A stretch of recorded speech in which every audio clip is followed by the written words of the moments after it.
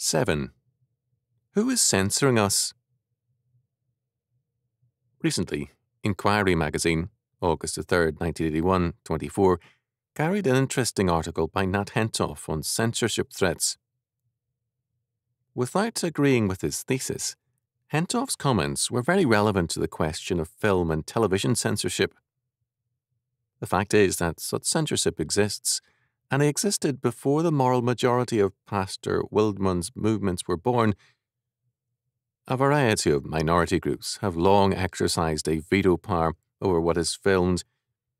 Hentoff cites a particularly telling example of an instance of self-censorship in a film production.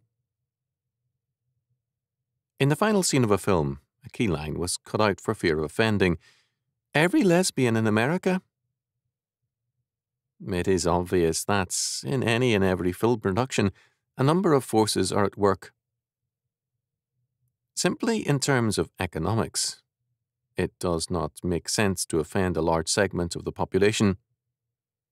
A variety of groups exercise a direct and indirect censorship. This should not surprise us. We are all influences in our speech and action in a particular situation. In certain settings, we inhibit ourselves in order to be better able to function in that place and to accomplish our social goals. Out of good sense, for example, we censor what we say around our boss or around our children. In doing so, we are not cowardly, but rather responsible. All too much talk about censorship assumes a social vacuum. The courts have made it clear that to cry fire in a crowded theatre is not an exercise of free speech, but of irresponsibility.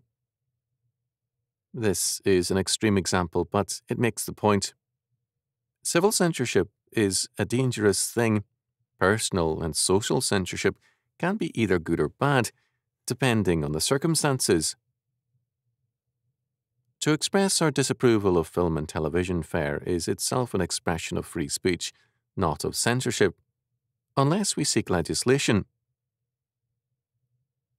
Clearly, much of our television fare is stupid, vulgar, and embarrassing to look at. Much of it runs contrary to and is an assault on the moral and religious values of most of us. For most of us, there is little worth watching on television.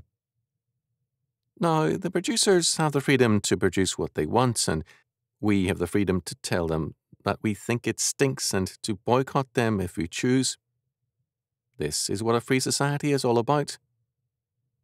It means that freedom is a two-way street, and we cannot deny people the freedom to object to what they regard as objectionable if we want the freedom to express ourselves.